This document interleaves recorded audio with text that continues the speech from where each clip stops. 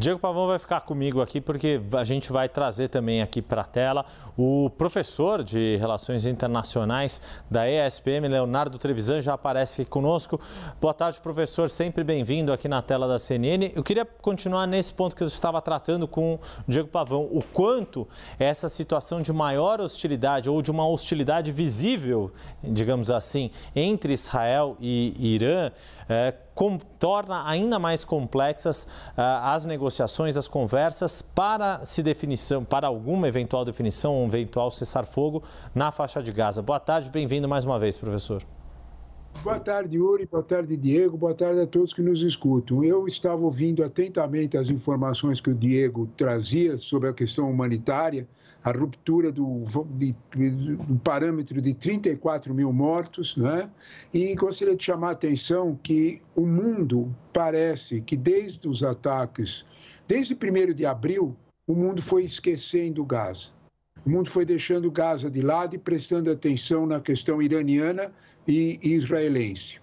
Sabe, Yuri, eu acho que isso está chamando a atenção, não é mais só nossa, você atentamente, o Diego, trazendo essa informação. Ontem, ninguém mais, ninguém menos do que Joseph Borrell, que é o chanceler, na verdade esse é o nome, né? Ele é secretário de Relações Exteriores, digamos assim, comissário da União Europeia. Sabe exatamente o que está falando. O que é que disse Joseph Borrell? Né? Parece que ele ouviu as informações do Diego. Né? Ele diz o seguinte: nós, com a guerra do Irã, com o confronto entre Irã e Israel, nós perdemos a narrativa sobre Gaza. Exatamente isso. Gaza saiu do discurso de todos nós, sem que, veja bem, não sou eu ou você dizendo isso, é o comissário das Relações Exteriores da União Europeia, sem que os ataques israelenses em Gaza continuem e a preparação para o ataque a Rafah também aconteça. Contra, e ele frisou bem, a vontade de toda a diplomacia ocidental, contra a vontade da diplomacia da União Europeia e principalmente do maior aliado de Israel, os Estados Unidos, que pedem exatamente que isso não aconteça.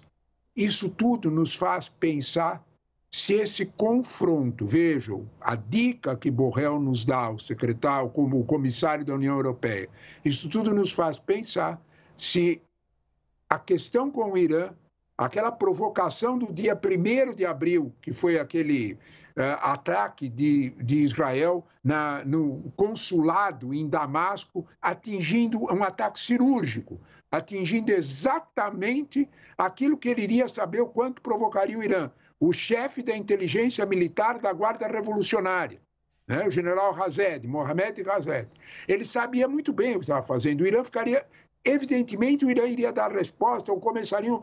Gaza sumiu e a preparação, a atenção, a narrativa em torno de Gaza desapareceu e a preparação de Rafah foi feita. Os Estados Unidos também perderam um argumento em relação a Israel com esse ataque. Nós não podemos deixar de ver isso. Diego, você tem toda a razão ao chamar atenção porque ontem, por exemplo, um dia, 42 mortos. Então, os ataques aéreos continuam, a pressão continua e o mundo não fala mais disso. Gaza desapareceu com todo o seu drama humanitário. Esse fato precisa ser levado em conta, sem dúvida nenhuma. Essa é uma das nossas intenções e muito bom ouvi-lo, professor, destacando o quanto é importante não esquecermos do drama que está sendo vivido em Gaza. Diego Pavão, professor Leonardo Trevisan, para a sua pergunta. Professor, nas últimas semanas, últimos meses, Israel apareceu um pouco isolado, principalmente quando aumentou a brutalidade dos ataques na faixa de Gaza, levando até, isso inclusive fontes da CNN confirmaram isso na Casa Branca, a uma verdadeira indignação de Joe Biden. Agora a gente está na iminência de uma nova ação militar em Gaza, mais ampla, que deve ser mais ampla e mais violenta, em Rafah, numa cidade com dezenas de milhares de refugiados, pessoas fugindo da guerra, fugindo da violência. Se essa ofensiva de fato se concretizar, a gente pode ver um isolamento maior de Israel diante dos seus chamados aliados, Estados Unidos, França, Reino Unido, enfim, potências ocidentais? Exatamente. né? Se nós olharmos para isso, nós vamos perceber que Israel conseguiu tirar Gaza de cena, mas não conseguiu resolver o problema, né?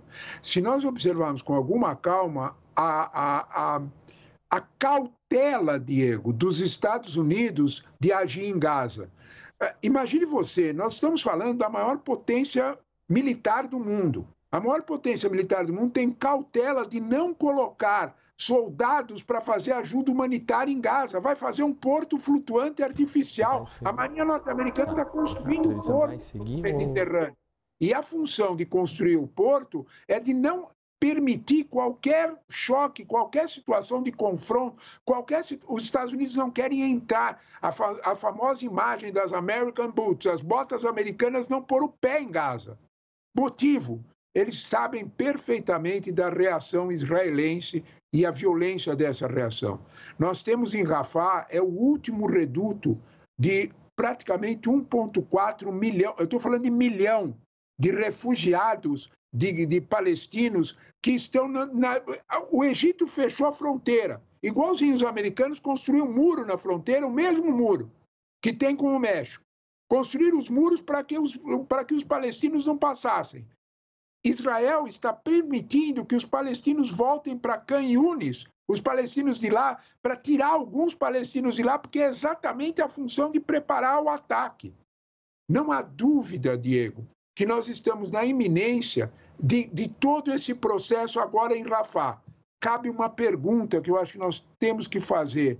Por que Israel está continuando com essas múltiplas ações bélicas?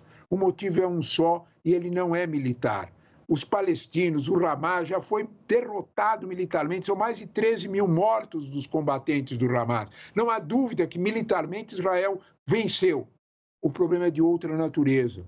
O problema é que, no momento em que a guerra cessar, seja ela qual for, no momento em que a guerra terminar, o governo Netanyahu terá que prestar contas. Não há dúvida alguma que há bastante visão no mundo de que hoje, se a guerra terminar hoje, o governo Netanyahu provavelmente... Isso é frase comum de todos os analistas. O governo Netanyahu termina amanhã. A provocação ao Irã e o silêncio do Irã, a cautela com que o Irã reagiu, visa exatamente isso. Não dá mais água para o moinho do governo Netanyahu. Nós estamos vendo o quanto os palestinos vão sofrer ainda, porque há uma conexão entre a sobrevivência política de Netanyahu e a continuidade da guerra. Professor Leonardo Trevisan vai seguir conosco aqui nessa edição do Brasil Meio Dia. Diego Pavão também segue com a gente.